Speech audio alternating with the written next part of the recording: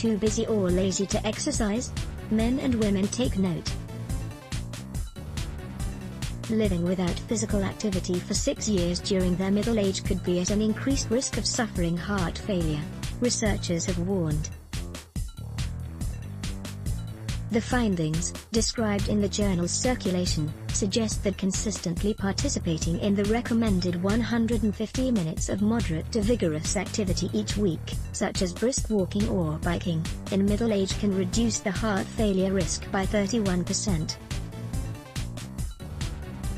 While it is known that people who are more physically active have lower risks of heart failure than those who are less active, but little is known about the impact of changes in exercise levels over time on heart failure risk.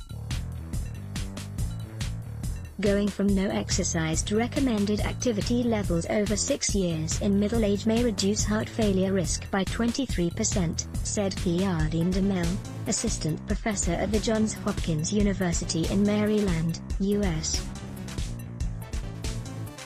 For the study, the team included 11,351 participants, with an average age 60, monitored annually for an average of 19 years.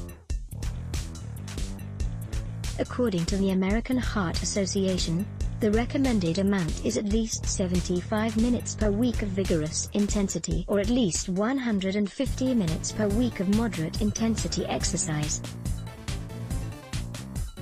Heart failure risk decreased by about 12% in the participants who increased their physical activity category from poor to intermediate or recommended, or from intermediate to recommended, compared with those with consistently poor or intermediate activity ratings.